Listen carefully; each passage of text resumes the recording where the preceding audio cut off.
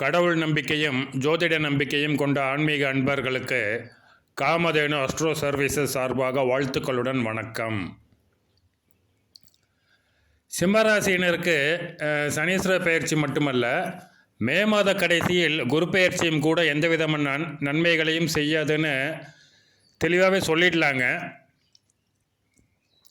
ஏன்னா 7ஆம் இடத்தில் ராகு, ராசியில் கேது அப்படின்னு எந்த விதமான நன்மைகள், நல்ல பலன்கள், அதிர்ஷ்ட வாய்ப்புகள் கிடைத்தாலும் அதை அனுபவிக்க முடியாதபடி, நிம்மதியாக இருக்க முடியாதபடி, மகிழ்ச்சி, சந்தோஷம் இவற்றை தொலைத்துவிட்டு கவலைப்படும் விதமாகவே ராகுவின் 7ஆம் இட சஞ்சாரமும் கேதுவின் ஜென்ம ராசி சஞ்சாரமும் அமைந்துள்ளது.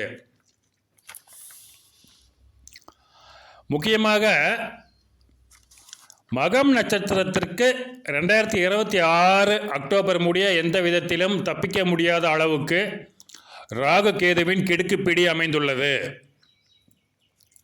அதுவும் கடந்த ஜனவரி 3ஆம் தேதி அதிகாலை 5 மணி அளவில் இவர்களின் அடாவடி ஆரம்பமானது. எப்படின்னா, அன்று முதல் ராகு கும்பராசியில் சதய நட்சத்திரம் 3ஆம் பாதத்தில் வர்க்கோத்தமம் அடைந்து வாழ்க்கை துணை வகையிலும், அதாவது கணவன் அல்லது மனைவி மூலமாகவும், நண்பர்கள் வகையிலும், தொழில் பங்குதாரர்கள் வகையிலும் சண்டை சச்சரவுகளை ஏற்படுத்தினார்கள். அதே நாளில் அதே சமயத்தில் கேது சிம்மராசியில் பூரம் நட்சத்திரம் 1ஆம் பாதத்தில் வர்க்கோத்தமம் அடைந்து குழப்பமான மனநிலையையும், சிலருக்கு மனநல பாதிப்பையும் உடல்நல பாதிப்பையும் உண்டாக்கினார். 2026 மார்ச் 7ஆம் தேதி அதிகாலை 3 மணி அளவில் கேது தனது சொந்த நட்சத்திரமான மகம் நட்சத்திரத்தில் சுயச்சாரத்தில் பயணம் செய்ய ஆரம்பித்தது இன்னும் மோசமான விளைவுகளை ஏற்படுத்தும்படியாக அமைந்துள்ளது. சிம்மராசியினருக்கு ராகுதசை சனி புத்தி, ராகுதசை கேது புத்தி, ராகுதசை செவ்வாய் புத்தி, சனி திசை ராகு புத்தி, சனி திசை கேது புத்தி, சனி திசை செவ்வாய் புத்தி, கேது திசை ராகு புத்தி, கேது திசை சனி புத்தி, கேது திசை செவ்வாய் புத்தி, செவ்வாய் திசை ராகு புத்தி, செவ்வாய் திசை கேது புத்தி, செவ்வாய் திசை சனி புத்தி, இதில் ஏதேனும் ஒன்று நடக்குமானால் இயற்கையாகவோ அல்லது செயற்கையாகவோ, அதாவது தற்கொலை முயற்சின்னு சொல்லுவாங்க இல்லையா, அது மாதிரி செயற்கையாகவோ மோசமான முடிவுகள் எடுக்கும் வாய்ப்புகள் அதிகம். முக்கியமாக மகம் நட்சத்திரத்தினருக்கு இந்த விதமான கெடுதல்கள் தாக்கக்கூடிய வாய்ப்புகள் மிகவும் அதிகம் என்பதை நான் சந்தோஷமாக சொல்லைங்க, ரொம்ப சங்கடத்தோடு தான் சொல்கிறேன். ஆனால் சில சங்கடமான விஷயங்களையும், கவலை கொடுக்கக்கூட விஷயங்களையும் கூட வெளிப்படையாக சொன்னால் சிம்மராசியினர், முக்கியமாக மகம் நட்சத்திரத்தினர் ஜாக்கிரதையாக எதையும் எதிர்கொள்ளும் துணிவுடன் தயாராக இருப்பார்கள் என்பதால் இதை சொல்லியுள்ளேன். தப்பிக்க வழியே இல்லையா அப்படின்னு கேட்பீங்க இல்லையா? உங்களுடைய வாழ்க்கை துணை, அதாவது சிம்ம ராசியினரின் கணவன் அல்லது மனைவி மேஷம், மிதுனம் ராசியைச் சேர்ந்தவர்கள் என்றால் கொஞ்சம் சமாளிக்கலாங்க. குழந்தைகள் கடகம், கன்னி, மீனம் ராசியைச் சேர்ந்தவர்கள் என்றால் சிம்ம ராசி தாயாருக்கு கெடுதல்கள் கொஞ்சம் கம்மியாகும். குழந்தைகள் மேசம், துலாம், கும்பராசி என்றால் சிம்மராசி தந்தை தைரியமாக இருப்பார். இந்த கணக்கு 2026 மே மாதம் முடியுதாங்க. ஜூன் மாதத்துக்கு மேலே சிம்மராசியினரின் வாழ்க்கை துணை ரிஷபம், கடகம், கன்னி ராசி என்றால் சிம்மராசியினர் பிரச்சனைகளை சுலபமாக சமாளிப்பார்கள். குழந்தைகள் மேசம், சிம்மம், துலாம், தனுசு ராசி என்றால் சிம்மராசி தாய்மார்கள் பிரச்சனைகளும் கவலைகளும் கலக்கங்களும் கொஞ்சம் கம்மியாயிடும். அவங்களுக்கு கொஞ்சம் அவங்க தெம்பாக இருப்பாங்க. குழந்தைகள் ரிஷபம், கடகம், துலாம், மீனம் என்றால் சிம்மராசி தந்தை கொஞ்சம் மனோபலத்துடன் செயல்படுவார். இது மாதிரி சில உங்களுக்கு அட்வான்டேஜ் மட்டும்தாங்க உண்டு, முழுசாக நீங்கள் தப்பிக்க முடியாதுங்க. 2026 நவம்பர் மாதம் ராகு கேது பயிற்சி அடையும் வரை சிம்மராசியினருக்கு எந்த விதமான நன்மைகளும் நடக்காது. நன்மைகளும் நல்ல பலன்களும் சொல்ல முடியாதுங்க. அப்படி சொன்னாலும் அது பொய், நிச்சயமாக பொய் அது. மகம் நட்சத்திரத்தினர் நவம்பர் மாதம் தொடங்கும் வரை ஒவ்வொரு அடியையும் கவனமாக எடுத்து வைக்க வேண்டும். ஒவ்வொரு வார்த்தையையும் யோசித்து பார்த்து பேச வேண்டும். முக்கியமாக இந்த ராகுவின் காரகத்துவங்களான மதுபானத்திற்கும் மாமிச உணவுக்கும் அடிமையானவர்களுக்கு தப்பிக்க வழியே இல்லைங்க. ராகு கேது இந்த 2 பேருமே பயப்படக்கூடிய கிரகம் ஒன்றே ஒன்றுதான். நவகிரகங்களில் ஒரே ஒரு கிரகத்துக்கு மட்டும்தான் வந்து ராகு கேது 2 பேரும் பயப்படுவாங்க. அந்த கிரகம் வந்து வேற யாருமே இல்லைங்க, உங்கள் ராசியாதிபதி சூரிய பகவான் தான். அப்படியே பொசுக்கி விட்டுருவார். அதனால் அவரை பார்த்தாலே 2மே வந்து ஓடி போய் ஒளிஞ்சுக்குவாங்க. அதனால் உங்களுக்கு ராகு கேதுவால் உண்டாக்கக்கூடிய பிரச்சனைகள் ஒரு பாதி அளவாவது கம்மியாகணும்னா ஒவ்வொரு ஞாயிற்றுக்கிழமையும் சூரியனார் கோயிலுக்கு போக முடிஞ்சால் போயிட்டு வாங்க. ஒவ்வொரு ஞாயிற்றுக்கிழமையும் போகணுங்க முடிஞ்ச அளவுக்கு. இல்லையா நம்மளை வந்து தேடி தினமும் காலையில் ஒரு 6 மணிக்கு மேலே அவர் சூரியனே வந்துடுவார். அவரை வந்து தினமும் காலையில் சூரிய நமஸ்காரம் செய்யவும். ஜோதிடத்தை நம்பாதவர்கள் கூட, கேலி கிண்டல் செய்பவர்கள் கூட ஜோதிடத்தை நம்புவது இது போன்ற ஒரு காலகட்டத்தில் தாங்க. இப்போ வந்து நம்ம சனீஸ்வர பயிற்சி அப்படிங்கிற ஒரு விஷயத்துக்கு வந்துடலாங்க. எப்போதும் போல் யூடியூப் ஜோதிட சேனல்கள், தொலைக்காட்சி ஜோதிட நிகழ்ச்சிகள், பத்திரிகைகளில் வெளியாகும் ராசி பலன்கள் இவை எல்லாமே பார்த்தும் கேட்டும் படித்தும் நீங்கள் வந்து அஷ்டம சனி வந்துடுச்சேன்னு நீங்கள் கவலைப்பட்டிருப்பீங்க. கவலைப்பட வேண்டிய அவசியமே இல்லைங்க. குரு பகவானின் மீன ராசியில் சஞ்சாரம் செய்ய போகும் சனீஸ்வர பகவான் உங்களுக்கு அஷ்டம பலன்களை செய்யவே மாட்டார். நீங்களே எதிர்பார்க்காத வகையில் நல்ல பலன்களும் உண்டு, அதிர்ஷ்ட வாய்ப்புகளும் உண்டு, ஆச்சரியங்களும் உண்டு, விசேஷ பலன்களும் உண்டு. ஏன் அப்படின்னு யோசனை பண்ணாதீங்க. எதனால் வந்து சனீஸ்வர பகவான் இந்தளவு நன்மைகளை செய்வார் அப்படின்ட்டு நம்ம தனியாகவே ஒரு வீடியோ போட்டிருக்கோம். டிஸ்கிரிப்ஷனில் அதுக்கு லிங்க் இருக்குது, அதை நீங்கள் கிளிக் பண்ணி பார்த்துக்கோங்க. சனீஸ்வர பகவானை பற்றி நீங்கள் நல்லா சிந்திச்சு பார்த்தீங்கன்னா அவர் கடகத்தும் சிம்மத்துக்கும் எந்த கெடு பலன்களும் செய்யாதவருங்க. அவர்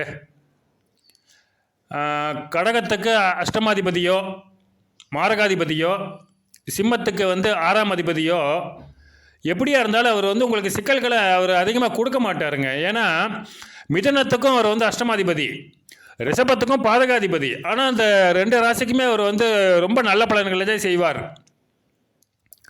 முக்கியமான விஷயம் என்னன்னு பார்த்தீங்கன்னா, அந்த சனீஸ்வர பகவான் வந்து ராகுவின் நட்சத்திரங்களில் சஞ்சாரம் செய்யும் பொழுதோ கேதுவின் நட்சத்திரங்களில் சஞ்சாரம் செய்யும் பொழுதோ மட்டுமே அவர் கடகத்துக்கும் சிம்மத்துக்கும் சில சிக்கல்களை உண்டு பண்ணுவாருங்க. அப்படி இல்லையா ராகுவோடன் இணைந்தாலும் அல்லது கேதுவுடன் இணைந்தாலும் அவர் வந்து அந்த சகவாச தோஷத்தால் வந்து சூரியனின் ஆட்சி வீடான சிம்மத்துக்கும் சந்திரனின் ஆட்சி வீடான கடகத்துக்கும் சில கெடுதல்களை செய்வாருங்க. அதை விட்டுட்டு கடகத்துக்கும் சிம்மத்துக்கும் வந்து கெடுதல் மட்டுமே செய்வார் சனீஸ்வர பகவான் என்று சொல்வது முட்டாள்தனத்தின் உச்சம், அறியாமையின் உச்சகட்டங்க. அது ஸ்திர ராசியான சிம்மத்துக்கு 8ஆம் இடம் மாரகஸ்தானமாகும். அந்த வீட்டின் அதிபதி குரு பகவான் அதில் அமர்ந்தால்தான் அது பூரணமான முழுமையான மாரகத்தன்மையையும் அஷ்டம வீட்டு கெடுதல்களையும் செய்யும். சனீஸ்வர பகவான் அங்கே உட்காந்து செய்ய மாட்டாருங்க. ஏன்னா அவர் வந்து 6ஆம் வீடான மகர ராசிக்கு அதிபதியாகி அந்த வீட்டுக்கு 3ஆம் இடமான மீனத்தில் மறைகின்றார். அதனால் 6ஆம் இடத்து மோசமான பலன்கள், அதாவது இந்த உடல்நல பாதிப்பு, நோய், எதிர்ப்புகள், எதிரிகள் போன்றவை மறைந்து மாயமாக போகும். கோர்ட்டு கேஸு, வம்பு வழக்குகள், பஞ்சாயத்துகள், வீண் பழிகள் போன்றவை உங்களுக்கு சாதகமாக வெற்றிகரமாக முடியும். உங்கள் மேலே பழி போட்டவங்களே மாட்டிக்குவாங்க. அதாவது வந்து அக்டோபர் மாதத்துக்கு மேலே குடும்பத்தில் வந்து கண்டிப்பாக மகிழ்ச்சி உண்டாகுங்க. குழந்தைகளால் மகிழ்ச்சி உண்டாகும். குழந்தைகள் இல்லையேன்னு நினச்சவங்களுக்கு கண்டிப்பாக குழந்தைகள் பிறக்கும். ஆனால் இந்த பலன்கள் எல்லாமே பார்த்திங்கன்னா இந்த ராகு கேது பயிற்சிக்கு பின்னர் தான் வந்து நீங்கள் அனுபவிக்க முடியும். 2026 அக்டோபருக்கு மேலே நவம்பர் மாதத்துலன்னு வச்சுக்கலாங்க. அதுக்கு பின்னாடி இந்த நல்ல பலன்கள் எல்லாமே நீங்கள் வந்து கண்கூட பார்ப்பீங்க. நீங்கள் 8ஆம் இடம் சுபத்துவம், 12ஆம் இடம் சுபத்துவம், 12இல் குரு உச்சம். அதனால் நீங்கள் வந்து இப்போ வெளிநாட்டுக்கு போனால் வந்து மாதம் கோடி கோடியாக சம்பாதிக்கலாம் அப்படின்னு சில யூடியூப் ஜோதிட வீடியோக்களில் வந்து நீங்கள் பார்த்துருப்பீங்க, கேட்டிருப்பீங்க, படிச்சும் கூட இருப்பீங்க. அமாவாசை பௌர்ணமி என்று தனது நிலையை அடிக்கடி மாற்றிக்கொள்ளும் சந்திரன் வீடு 12ஆம் இடமாக அமைவது வெளிநாட்டு பயணத்தாலும் வெளிநாடு செல்லும் முயற்சிகளிலும் வெட்டி செலவு மட்டுமே செய்ய வேண்டியிருக்குங்க. வெளிநாட்டு வாய்ப்புகள் உங்களுக்கு கண்டிப்பாக கிடைக்கும். ஆனால் அது நஷ்டத்திலும் கஷ்டத்திலும் தாங்க முடியும், அதில் சந்தேகமே இல்லை. அதனால் நீங்கள் எப்போவுமே செய்யும் வேலையை, தொழிலை, வியாபாரத்தை, பழக்க வழக்கங்களை மாற்றாமல் அப்படியே நீங்கள் கண்டினியூ பண்ணிங்கன்னா அஷ்டமத்தில் அமர்ந்த சனீஸ்வர பகவான் உங்களுக்கு எந்த கஷ்டத்தையும், நஷ்டத்தையும், ஏமாற்றத்தையும், அவமானத்தையும் கொடுக்கவே மாட்டார்.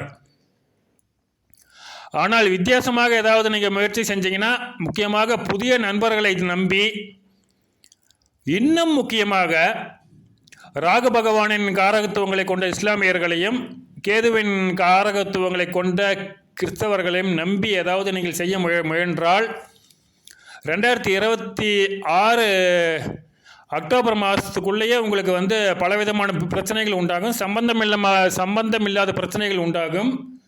அரசு வழியில் தண்டனை கூட கிடைக்கலாங்க. அது சாதாரண பிரச்சனைகளாக ஆரம்பித்து பூதாகரமாக விஸ்வரூபம் எடுக்கும் என்பது தான் நிச்சயம். அது பரிகாரம்னு பார்த்தா ஏற்கனவே நான் சொன்ன விஷயந்தாங்க. மதுபானம், மாமிசம் கண்டிப்பாக தவிர்க்கப்பட வேண்டும். ஏன்னா அஷ்டமஸ்தானமாகிய மீனம் ஜலராசியாக அமைந்துள்ளதும், அதன் அதிபதி குரு பகவான் ஜூன் மாதத்தில் இருந்த ஜலராசியான கடகத்தில் உச்சமடைவதும், மதுபானம் என்பது உங்கள் உடல்நலையும் மனநலனையும் குடல் நலனையும் நாசம் செய்து புது புது சிக்கல்களையும், சிரமங்களையும், நோய்களையும் உண்டாக்கும். மாமிசம் சாப்பிடுவது சிம்மராசிக்கு கெடுதல் மட்டுமே செய்யக்கூடிய ராகு உங்கள் மேல் தாக்குதல் நடத்த நீங்களே உதவி செய்வது போலாகும். அதாவது சொந்த காசுலேயே சூனியம் வச்சுக்கிறதுங்க. நீங்கள் வந்து இந்த மது அருந்தினாலும் நீங்கள் வந்து மாமிசம் சாப்பிட்டாலும் அவரை வந்து ராகு பகவானை கூப்பிட்டு மடியில் உட்கார வச்சுக்கிற மாதிரி அவர் நீங்கள் தூங்கிட்டு இருக்கும்போது உங்களை கொத்திட்டு போயிடுவார். அதுதான் விஷயம். காலமாக எல்லோரும் ஒரு தப்பான பரிகாரத்தை சனீஸ்வர பகவானுக்கு பண்ணிக்கிட்டே இருக்காங்க. இன்னுமே பண்ணுவாங்க. அது என்ன பரிகாரம், ஏன் அந்த பரிகாரத்தை செய்யக்கூடாதுன்னு தனியாகவே ஒரு வீடியோ போட்டிருக்கோங்க. அதுக்கும் டிஸ்கிரிப்ஷனில் லிங்க் இருக்குங்க, கிளிக் பண்ணி பார்த்துக்கோங்க. நீங்கள் போக வேண்டிய கோயில் சூரியனார் கோயில். சூரியனார் கோயில் மட்டுமே போனால் போதுங்க. இல்லை சனீஸ்வர பகவான் கோயிலுக்கும் நான் வந்து கண்டிப்பாக போவேன் அப்படின்னு நீங்கள் வந்து இப்போ முடிவு செஞ்சீங்கன்னா திருக்கொள்ளிக்காடு நீங்கள் கண்டிப்பாக போயிட்டு வாங்க. ஏன்னா அக்னி தேவனும் சனீஸ்வர பகவானும் ஒன்றாக சேர்ந்து சிவபெருமானை வழிபட்ட இடம்தான் இந்த திருக்கொள்ளிக்காடு. அதனால் அக்னி ராசியாகிய சிம்ம ராசியைச் சேர்ந்த ஆன்மீக அன்பர்கள் அக்னி தேவனும் சனீஸ்வர பகவானும் ஒரே தளத்தில் காட்சியளிக்கும் திருக்கொள்ளிக்காடு செல்ல வேண்டியது நன்மைகளை கொடுக்கும். மக நட்சத்திரத்தினர் வந்து இந்த ராகு கேது பிரச்சனை சமாளிக்க வந்து தில்லை காளி கோயிலுக்கு போகலாங்க. லால்குடி பக்கத்தில் வந்து சாமவேதீஸ்வரர் கோயில், அதுவும் வந்து மக நட்சத்திரத்திற்கு உண்டான கோயில். ஏற்கனவே அதை பற்றி நான் சொல்லியிருக்கேன். நான் இந்த கோயில்களுக்கெல்லாம் முடிஞ்சால் போயிட்டு வாங்க. இல்லை இங்கே எங்கேயும் போக முடியலன்னா கூட நீங்கள் காலையில் எந்திரிச்சவனே நல்லா குளிச்சுட்டு சூரிய நமஸ்காரம் பண்ணுங்கள். ஒரு 10 நிமிஷம் காலையில் சூரியனே பார்த்துட்ருங்க. அசைவம் சாப்பிடாதீங்க, மதுபானம் சாப்பிடாதீங்க. உங்களுடைய பிரச்சனைகள் கொஞ்சம் கொஞ்சமாக வந்து கம்மியாகிட்டே இருக்கும். அக்டோபர் மாதத்துக்கு பின்னாடி அந்த பிரச்சனைகள் என்பதே இருக்காது. அதன் பின்னர் எதிர்ப்புகள் விலகும். எதிரிகள் உங்களை கண்டு பயந்து ஓடுவார்கள். அது முடிய கொஞ்சம் ஜாக்கிரதையாக இருக்கவும். நன்றி.